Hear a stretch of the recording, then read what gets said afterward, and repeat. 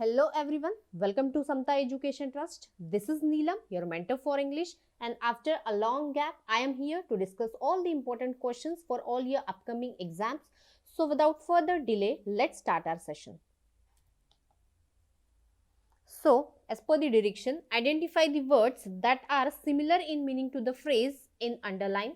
If none of the option conveys the correct meaning, mark E as your answer. The options do not necessarily need to be grammatically correct. मतलब कि यहाँ पर ये जो questions होने वाले हैं ये क्वेश्चंस आपके फ्रेज रिप्लेसमेंट के हैं. मतलब एक फ्रेज या एक इडियम दिया गया होगा एंड ये अंडरलाइन होगा एंड आपको बताना होगा उसका मीनिंग. सो देखते हैं क्वेश्चन को. So as you can see यहाँ पर फेस द ब्रंट अंडरलाइन किया गया है. मतलब कि ये फ्रेज ऐसे अंडरलाइन किया गया है एंड आपको बताना है इसका मीनिंग एंड इसे एक सेंटेंस में यूज किया हुआ है. सो इससे भी आप गेस कर सकते हैं. मतलब ये हेल्प करेगा आपको गेस करने में कि इसका मीनिंग यहाँ पर एग्जैक्टली क्या हो सकता है. एंड देखिए राइट साइड में टाइमर भी लगा दिया गया है ताकि आप कोशिश करें इस क्वेश्चन को सॉल्व करने की with in 1 minute. And 1 minute के बाद भी आपको 1 मिनट का और टाइम दिया जाता है. बाकी क्योंकि कुछ स्टूडेंट्स का नहीं हो पाता है विद इन 1 मिनट. सो शुरू कर देते हैं. सो your time starts now.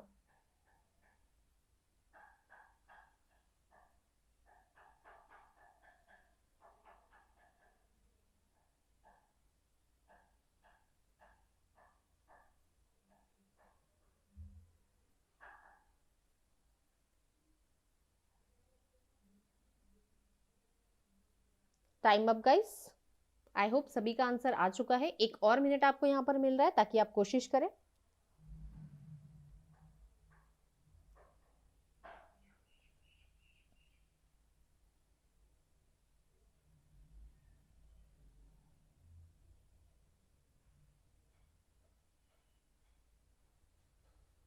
So let's check.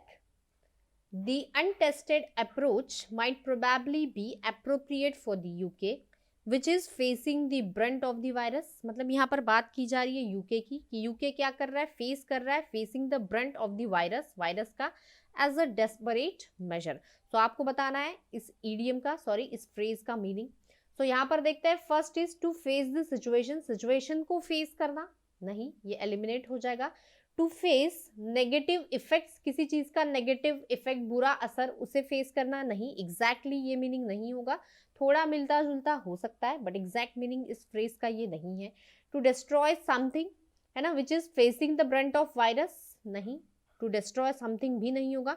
To suffer the worst part of something. Yes, the correct choice is option number D कि किसी चीज की सपोज कोई बुरी सिचुएशन, किसी बुरे दौर से आप गुजर रहे एंड उस दौर का जो सबसे वर्स्ट पार्ट होता है, सबसे बैड या सबसे खराब पार्ट होता है, उसे हम कहते हैं फेस दी ब्रंट ऑफ. मतलब ये वायरस का सबसे बुरा जो दौर है कि सबसे ज्यादा लोग इन्फेक्टेड हो रहे हैं इससे, बहुत ज्यादा इससे हानि हो रही है, लॉस हो रहा है. तो उसे यहाँ पर कहेंगे फेस दी ब्रंट ऑफ. मतलब कि किसी भी सिचुएशन का सबसे जो खराब दौर होता है, सबसे जो बुरा टाइम होता है, उसे हम कहते हैं face the brunt of. So correct choice here is option number D. यहाँ पर ई भी एलिमिनेट हो जाता है. Next question and your time starts now.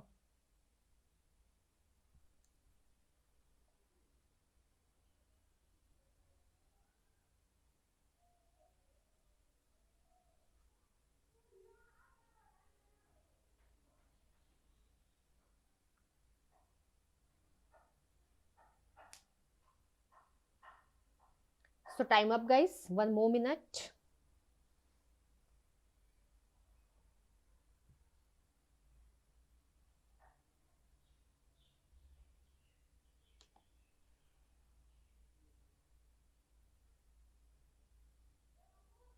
I hope सभी का आंसर आ चुका है. Let's check.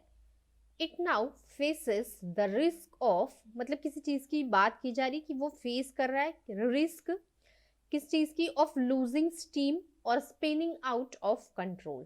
तो यहाँ पर देखिए लूजिंग स्टीम का आपको बताना है मीनिंग इस फ्रेज का. ये एक फ्रेज है लूजिंग स्टीम. स्टीम का मतलब क्या होता है, स्टीम लेते सुना होगा जब कोल्ड हो जाता है, सर्दी खांसी, तब स्टीम लेते हैं. मतलब कि भाप कहते हैं हिंदी में. लूज कर देना, उस स्टीम को लूज कर देना. सो देखते हैं मूव बैकवर्ड, सो बोला जा रहा है it now faces the risk. देखिए सेंटेंस पढ़ के भी आपको समझ में आ सकता है ना, मतलब कि आप ऑप्शंस एलिमिनेट कर सकते हैं। It now faces the risk of losing steam और स्पिनिंग आउट ऑफ कंट्रोल। अब देखिए यहाँ पर ये जो स्पिनिंग आउट ऑफ कंट्रोल है, ये अगेन एक इडियम है, या इसे आप एक फ्रेज भी कह सकते हैं। स्पिनिंग आउट ऑफ कंट्रोल मतलब होता है कंट्रोल के बाहर चले जाना किसी चीज का, या लड़खड़ाना आप कह सकते हो। सो मूव बैकवर्ड, ये वो रिस्क फेस कर रहा है बैकवर्ड मूव करने की, नहीं ये एलिमिनेट हो जाएगा। It now faces the risk of stop working. यहाँ पर देखिए ग्रामेटिकली करेक्ट इस सेंटेंस के साथ फिट नहीं होगा, आपको देखना है, क्योंकि यहाँ पर डायरेक्शन में भी लिखा था कि ये जो ऑप्शंस होंगे ग्रामेटिकली करेक्ट नहीं होंगे। मतलब आप ऐसा इसे सपोज कर सकते हैं, it now faces the risk of stop working, ठीक है, ये तो ग्रामेटिकली सही जाएगा, ऑफ स्टॉप वर्किंग और स्पिनिंग आउट ऑफ कंट्रोल। तो यहाँ पर ये भी इसका सही मीनिंग नहीं होगा। It now faces the risk of losing steam to lose energy, yes ये सही आंसर होगा।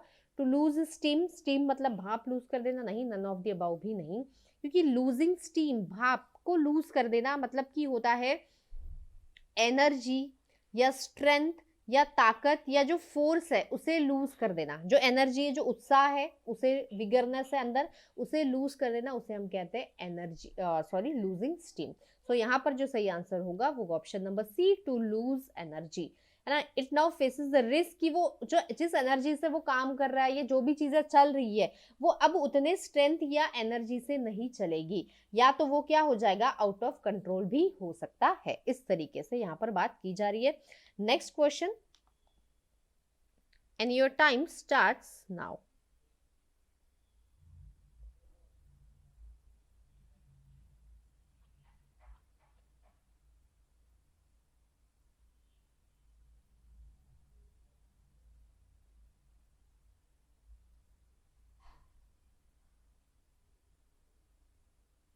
Time up guys, 1 more minute।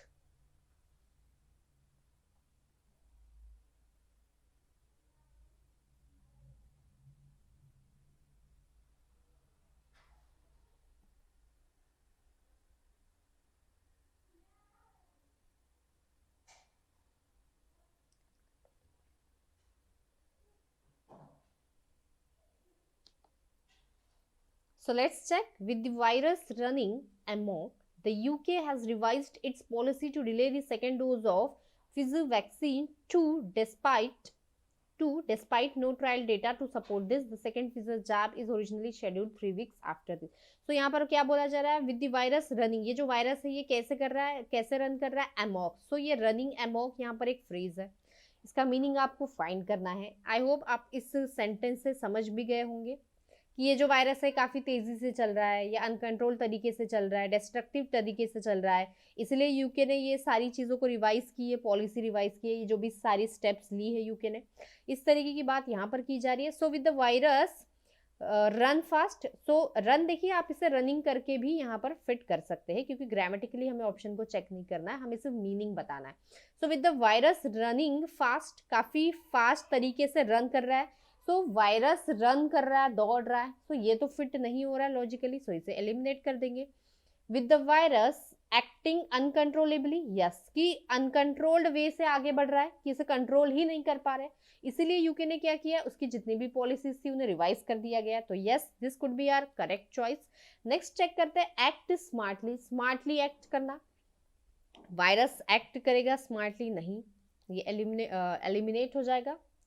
Then in a secret manner, secret तरीके से वायरस आगे बढ़ रहा है, नहीं ये भी लॉजिकल नहीं है, and none of the above भी नहीं। So the correct choice here would be option number B, that is act uncontrollably, या जिसे हम कह सकते हैं बिल्कुल डिस्ट्रक्टिव तरीके से कोई चीज जब आगे बढ़ती है, डिस्ट्रक्टिव मैनर में, डिस्ट्रक्टिव तरीके से, कि उससे बहुत ही ज्यादा नुकसान हो रहा है, डिस्ट्रक्शन हो रहा है, बिल्कुल अनकंट्रोल्ड वे से आगे बढ़ना, मतलब जिसे हम रोक नहीं पा रहे, इसे हम कहते हैं running amok. So the correct choice is option number B here. Next question, and your time starts now.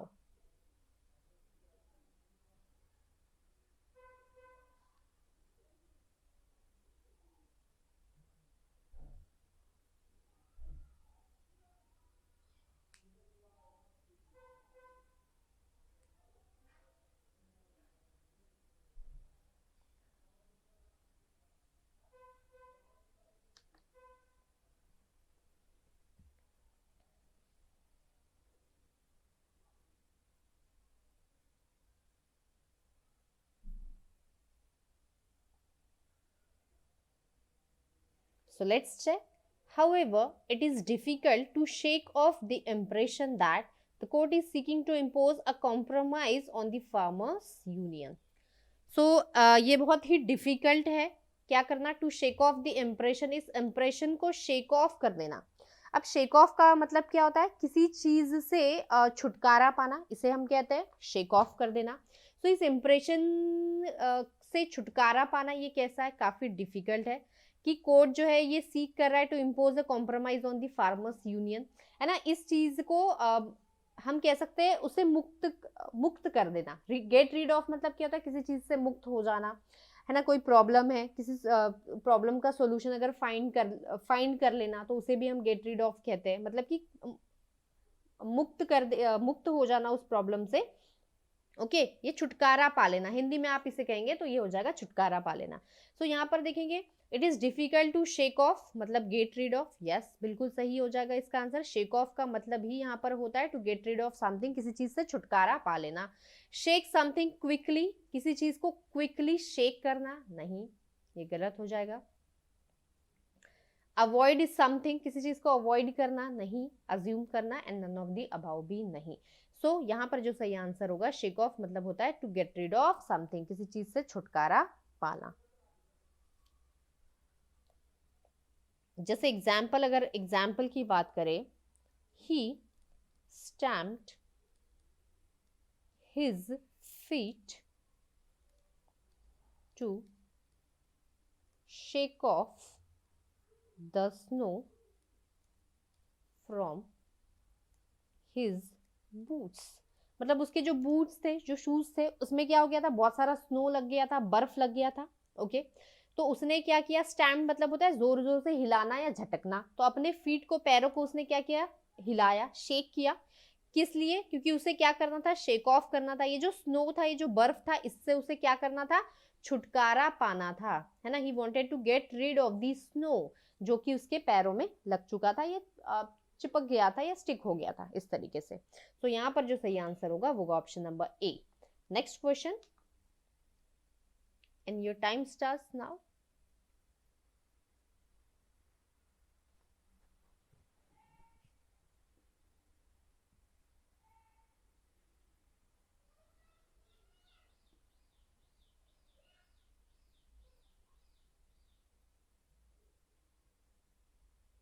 Time up guys. And यहाँ पर ये जो ईडीएम है ये काफी इजी है एंड इसे हम पहले भी डिस्कस कर चुके हैं.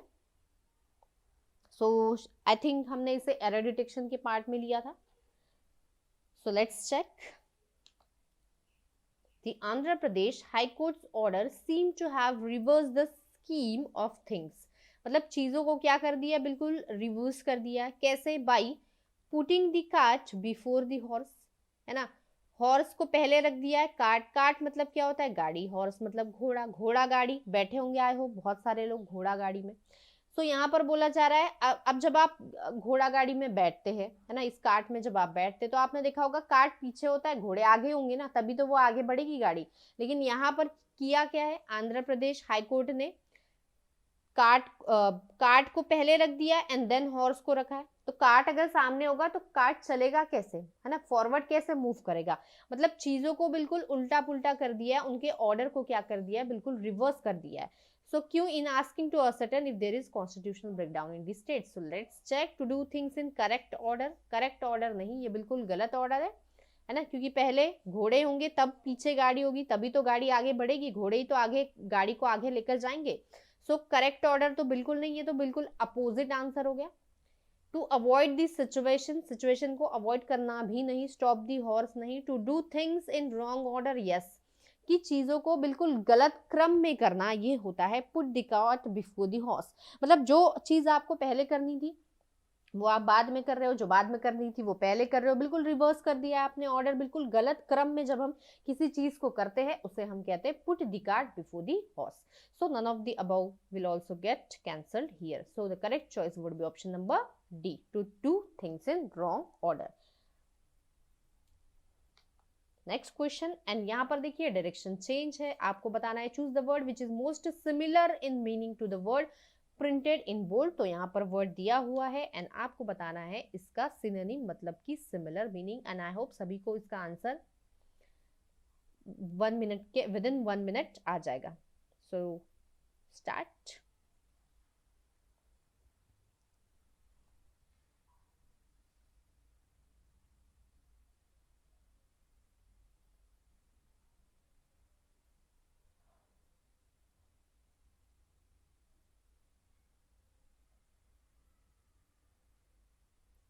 Time up guys and I hope सभी का आंसर आ चुका है। Let's check.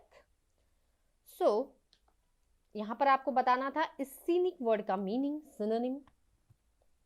So first is mercy. Mercy मतलब क्या होता है? दया, दया भावना, है ना? ये नहीं होगा। ब्यूटीफुल, यस सही आंसर, बिल्कुल ब्यूटीफुल हो सकता है। एब्सेंस नहीं। रिकॉग्नाइज करना, ये भी नहीं होगा। तो यहाँ जो सही आंसर है ये है ब्यूटीफुल। सीनिक, ब्यूटी आपने सुना होगा। सीनिक मतलब जहां पर भी आ गया ना वर्ड, यहाँ पर समझ लेना it is related to natural beauty. Natural beauty आप इसे कह सकते हैं, या नेचुरल आप इसे सीनरी भी कह सकते हैं। जैसे कि माउंटेन्स, हिल्स, वैलीज होती है ना, उसे हम कहते हैं क्या? नेचुरल या सीनिक ब्यूटी। ओके, सो यहाँ पर जो सही आंसर होगा वो option number 2, that is beautiful. इसके सिनोनिम्स भी देख लेते हैं, कुछ और सिनोनिम्स। सो ब्यूटीफुल तो होगा ही होगा, साथ में इसके और सिनोनिम्स हो जाएंगे प्रिटी, प्लीजिंग, जो काफी प्लीजिंग हो, देखने पे बहुत अच्छा लगे, चार्मिंग, ये भी इसका आंसर हो सकता है। ओके, नेक्स्ट क्वेश्चन देखते हैं and your time starts now.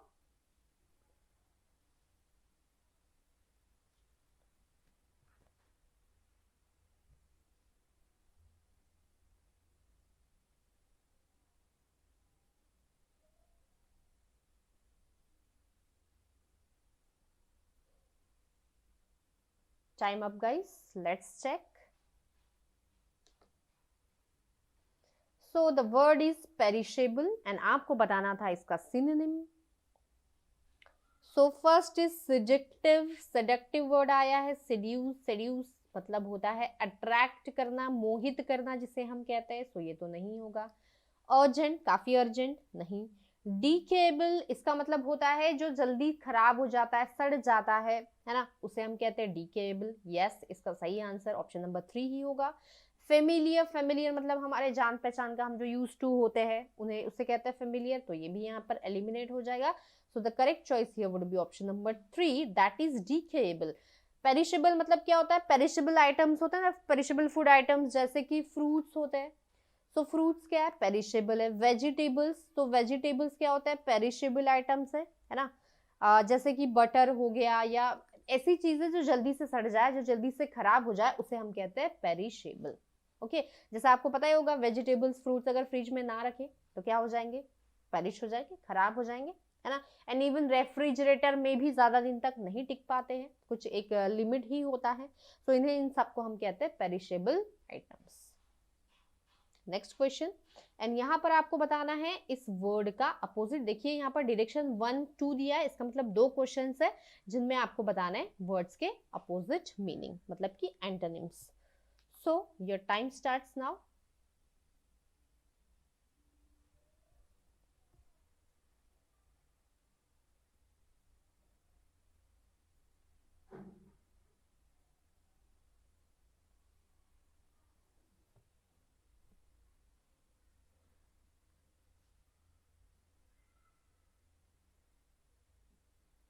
So time up guys, I hope सभी का आंसर आ चुका है। कंज्यूमेट ये वर्ड था, ये बहुत ही इंपॉर्टेंट वर्ड है, कुछ प्रीवियस द हिंदू के एडिटोरियल से ही लिया गया है।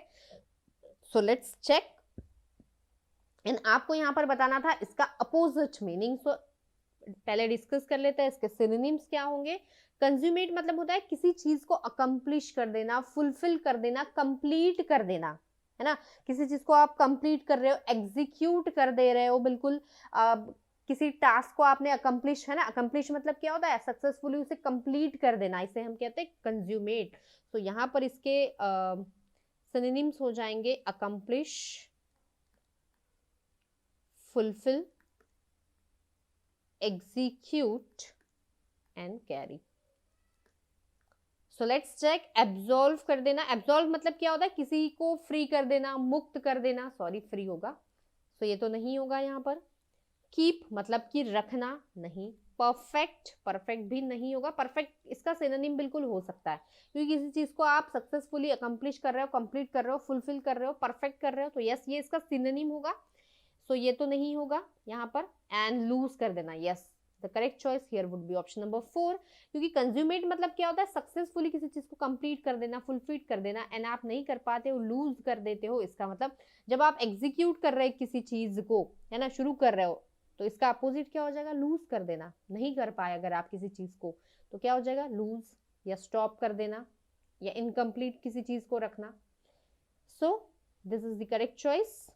नेक्स्ट क्वेश्चन, एंड यहां पर भी इस वर्ड का आपको बताना है opposite, so your time starts now.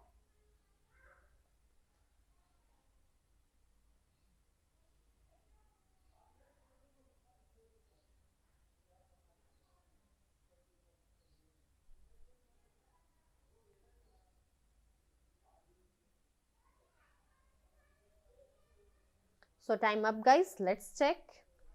एक्सपिएट, and आपको यहां पर बताना है इस वर्ड एक्सपिएट का मीनिंग। सो इस वर्ड का मतलब होता है, अभी आपने एक वर्ड देखा था एब्जॉल्व, एंड अगेन यहाँ पर ये आ गया है, यस ये इसका सिनोनिम है। एब्जॉल्व कर देना मतलब कि मुक्त कर देना, फ्री कर देना, है ना। अब जैसे किसी को आपने गिल्टी पाया है, गिल्टी मतलब कोई गुनहगार है, उसने कोई गुनाह किया, कोई क्राइम किया है, एंड उसे अगर हम उसे अगर कोई फ्री कर देता है, उसे मुक्त कर देता है, एब्जॉल्व कर देता है, उसे हम कहते हैं एक्सपिएट कर देना। सो एब्जॉल्व ये तो इसका सिनोनिम है, एंड हमें तो क्या बताना है, अपोजिट बताना है। हमेशा ये चीज ध्यान रखना है कि डायरेक्शन क्या है, क्योंकि सिनोनिम और एंटोनिम में हमेशा कंफ्यूजन हो जाता है। सो डायरेक्शन को हमेशा ध्यान में रखिए, दिमाग में रखना है आपको, हमें बताना है इसका अपोजिट, तो ये तो नहीं होगा, ये तो सिनोनिम है इसका। एक्यूज करना, यस किसी पर आरोप लगाना, एक्यूज मतलब क्या होता है, चार्ज करना, चार्ज लगाना किसी पर कोई, तो यस ये सही आंसर होगा। सपोर्ट करना तो नहीं होगा, रिवेंज मतलब बदला लेना भी नहीं। So this was all about synonym antonym. Next है डायरेक्शन चेंज है, यहाँ पर देखिए 1 से लेके 4 क्वेश्चन, I think there are 5 question. So read each sentence to find out whether there is grammatical or idiomatic error in it. The error if any will be in one part. Error detection का question है, and जो error होगा ये किसी एक part में ही होगा guys. The number of that part is on answer, and जिस part में error है उस part को आपको as a answer mark करना है, and if there is no error, किसी भी तरीके का error नहीं है, the answer is option number E. And बोला गया है ignore the punctuation if any.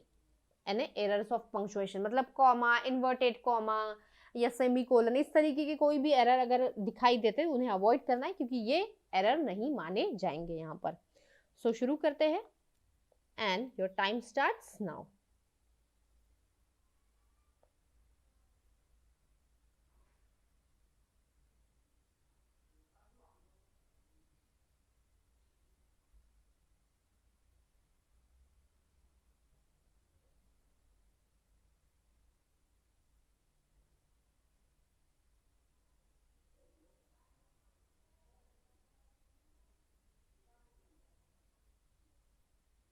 So time up guys, 1 more minute.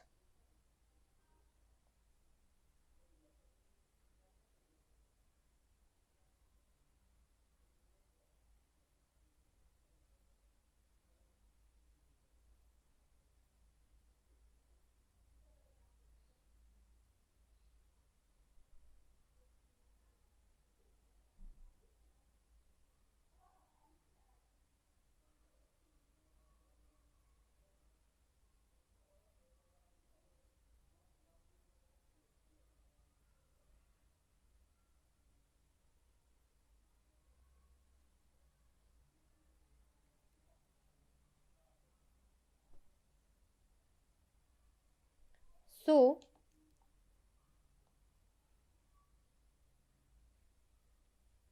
The courts approach, court का जो अप्रोच है, देखिए यहाँ पर बिल्कुल सही है, कोर्ट के आगे हमेशा द आर्टिकल का यूज किया जाता है। रेजेस द क्वेश्चन, एंड ये जो कोर्ट का अप्रोच है ये क्या कर रहा है, क्वेश्चन रेज कर रहा है ना, क्वेश्चन नाउन है इसलिए आर्टिकल द का यूज किया है, यहाँ पर ये वर्ब हो जाएगा। सो बिल्कुल सही है। रेजेस, ये अप्रोच इसका सब्जेक्ट होगा, अप्रोच सिंगुलर है इसलिए यहाँ पर रेजेस भी सिंगुलर है। सो यहाँ तक कोई गलती नहीं है। दैट, क्या, that it should traverse beyond its adjudicative role. अब देखिए यहाँ पर बोला जा रहा है कि ये जो कोर्ट का जो अप्रोच है ये क्वेश्चन रेज कर रहा है। एंड जब भी क्वेश्चन रेज किया जाता है, अब क्वेश्चन कब रेज किया जाता है, जब हमें किसी चीज की जानकारी चाहिए होती है, जब हमें किसी चीज का इन्वेस्टिगेशन करना होता है, जब हमें किसी चीज को जानना होता है, तब जो कंजंक्शन होता है तब दैट का यूज नहीं किया जाता है। क्योंकि यहाँ पर देखेंगे दैट इट शुड ट्रेवर्स, ट्रेवर्स मतलब क्या होता है, गो बियॉन्ड समथिंग, मतलब अपने लिमिट के बाहर जाना, पार जाना, उसे हम कहते हैं ट्रेवर्स। बियॉन्ड कहा, इट्स एडजेक्टिकेटिव, एडजेक्टिकेटिव जो वर्ड है या एडजेक्टिकेशन जो वर्ड है इसका मतलब होता है लीगल प्रोसेस जो होता है एक तरीके का, उसे हम एडजेक्टिकेटिव कहते हैं। सो इसका ये जो लीगल रोल है उसके भी पार जाए वो, and pass the judicial orders of significant import on the basis of sanguine hope. Sanguine मतलब होता है बिल्कुल पॉजिटिव होप एंड मेडिएशनल जील। तो बोला जा रहा है कि ये क्वेश्चन रेज कर रहा है कि क्या वो ट्रेवर्स मतलब कि अपने एडजेक्टिकेटिव रोल के भी बियॉन्ड के पार, मतलब ये जो उसका रोल है, ये जो लीगल रोल है इसके भी बाहर जाके क्या वो इन चीजों को करे और ये जुडिशियल ऑर्डर को पास करे। तो यहाँ पर क्वेश्चन पूछा जा रहा है, तो क्वेश्चन पूछने के लिए दैट कंजंक्शन का यूज नहीं किया जाता है। या तो आप यहाँ पर यूज करेंगे वेदर का, या तो यहाँ पर यूज करेंगे आप इफ का। सो यहाँ पर आएगा या तो वेदर कंजंक्शन या तो इफ, यहाँ पर दैट का यूज नहीं होगा। So here error is in part B. Next question, and your time starts now.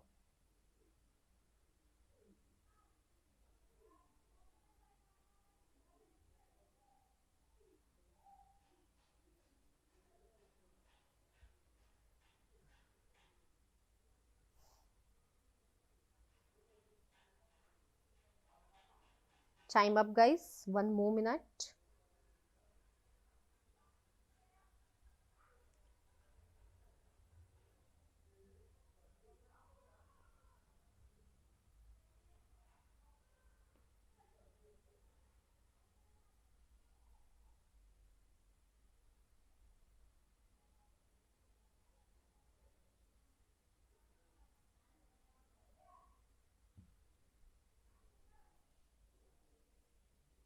So let's check.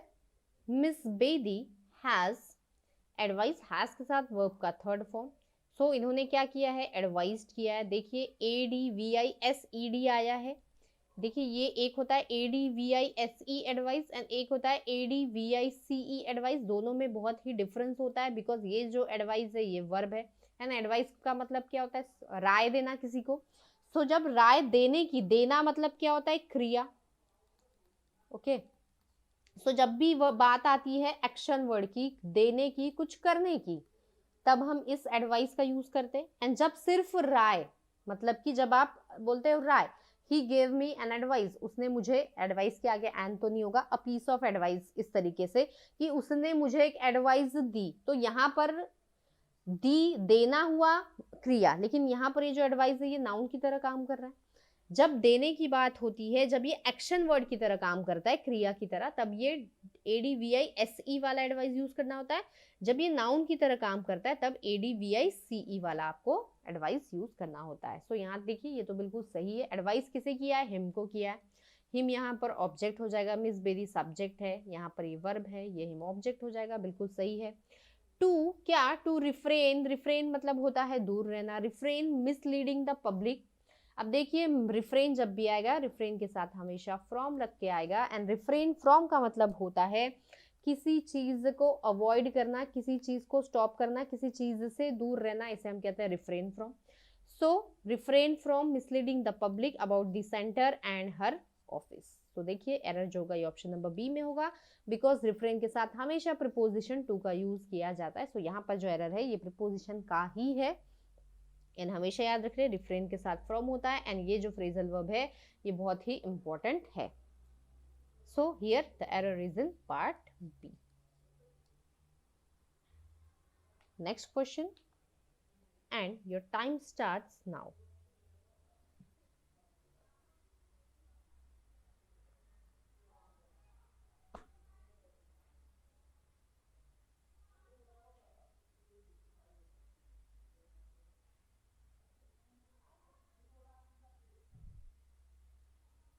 time up guys, one more minute.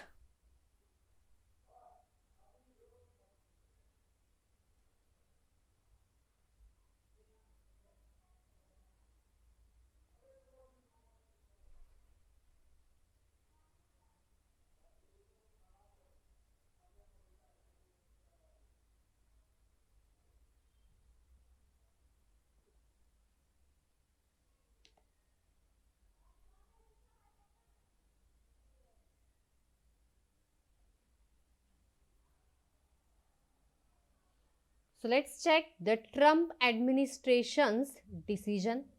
ये जो ट्रम्प एडमिनिस्ट्रेशन का जो डिसीजन था, क्या डिसीजन था? टू रीडेजिग्नेट, फिर से डेजिग्नेट करने की बात की जा रही, किसे? क्यूबा को। ये प्लेस है एज अ स्टेट कि ये क्यूबा एक ऐसा स्टेट है जो स्पॉन्सर है ऑफ टेररिज्म, जो आतंक को क्या करता है? स्पॉन्सर करता है, बढ़ावा देता है। तो यहाँ तक देखेंगे बिल्कुल सही है। Taken in its last days appears to be blatantly politicized move noun हो जाएगा, politicize यहाँ एडजेक्टिव की तरह काम करेगा, एंड ये blatantly एडवर्ब है। आर्टिकल ए इस मूव के लिए, सो यहाँ तक भी ये बिल्कुल सही है। बेरेफ्ट ऑफ, देखिए बेरेफ्ट ऑफ ये बहुत ही इंपॉर्टेंट फ्रेज है, बहुत ही इंपॉर्टेंट फ्रेजल वर्ब है, जिसका मतलब होता है डिप्राइव्ड ऑफ, और कह सकते हैं लैकिंग, मतलब कमी होना, या डिप्राइव्ड मतलब होता है ना जिन लोगों को कोई चीज नहीं मिल पाती, तो they are deprived of good clothes या गुड फूड, इस तरीके से जो कमी होती है, जिनके पास लैकिंग होती है या जो नहीं मिल पाता, या जिसे आप कह सकते हैं शॉर्ट ऑफ भी कह सकते हैं, या इसे आप कह सकते हैं विदाउट भी, के बिना। सो डिप्राइव्ड ऑफ सॉरी बेरेफ्ट ऑफ मतलब होता है डिप्राइव्ड ऑफ या लैकिंग या कमी या शॉर्ट ऑफ। सो यहाँ पर देखिए बेरेफ्ट ऑफ एनी स्ट्रेटेजिक और मॉरल रीजनिंग, सो ये बिल्कुल सही है, इसमें कोई एरर नहीं है। So the correct choice would be option number E here. Next question, and your time starts now.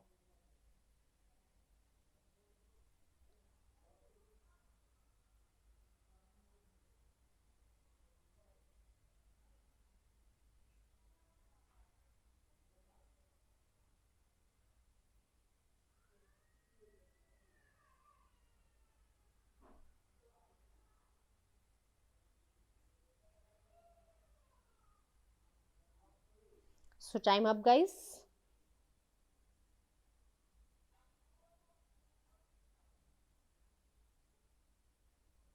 Let's check. India began the largest vaccination drive. अब यहाँ पर देखेंगे वैक्सीनेशन ड्राइव को आप एक नाउन की तरह यूज करेंगे, लार्जेस्ट यहाँ पर एडजेक्टिव हो जाएगा। लार्जेस्ट एक सुपरलेटिव फॉर्म ऑफ एडजेक्टिव है ना। लार्ज का कंपैरेटिव लार्जर होता है, एंड सुपरलेटिव डिग्री लार्जेस्ट होती है, एंड सुपरलेटिव डिग्री के साथ हमेशा द का यूज किया जाता है।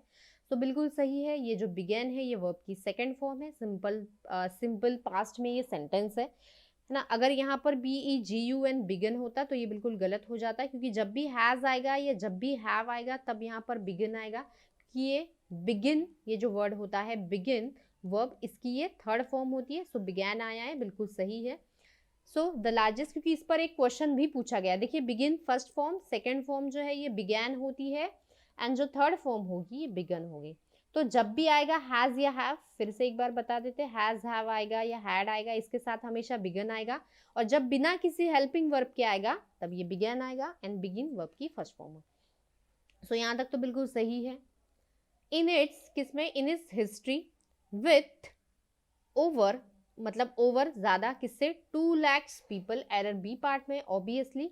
आई होप सभी को एरर यहाँ पर मिल चुका है। देखिए जब भी आता है 2 लाख होता है, 5,000 होता है, कभी भी थाउजेंड्स नहीं होता है, 10 मिलियन होता है, कभी भी मिलियंस नहीं होता। सो हमेशा याद रखेंगे कि ये जो लाख, 100,000, जितने भी ये सारे वर्ड्स है, जितने भी नाउन्स है, इनके पहले अगर कोई नंबर आता है तब ये हमेशा सिंगुलर होता है, ये प्लूरल फॉर्म में नहीं होता है। सो ये लैक्स नहीं होगा, सिर्फ और सिर्फ क्या होगा? 2 lakh people vaccinated across the country in 3350 sessions on the first day. So यहाँ पर जो एरर है ये ऑप्शन नंबर बी में है। Next question, and your time starts now.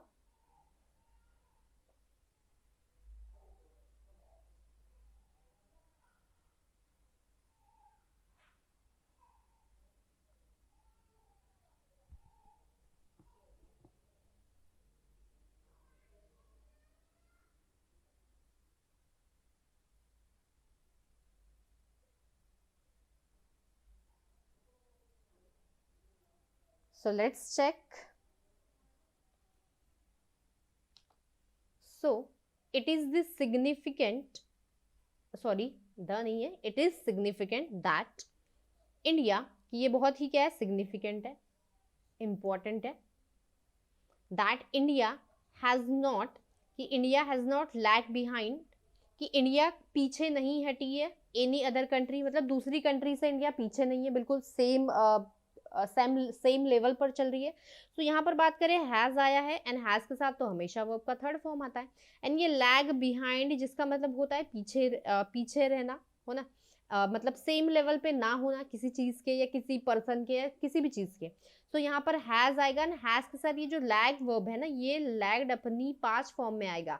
So it is significant that India has not lagged behind any other country, मतलब दूसरी country से इंडिया पीछे नहीं है. किसमें, एंश्योर करने में, सुनिश्चित करने में कि ये जो फ्रंट लाइन पर्सोनल है, मतलब कि जो मेडिकल नर्सेज स्टाफ है, stand to get vaccinated. So error जो है ये ए पार्ट में होगा, क्योंकि हैज, हैव, हैड के साथ हमेशा वर्ब का थर्ड फॉर्म आता है, and it should be lagged, not lag behind. So guys, this was all about today's session. Thank you very much.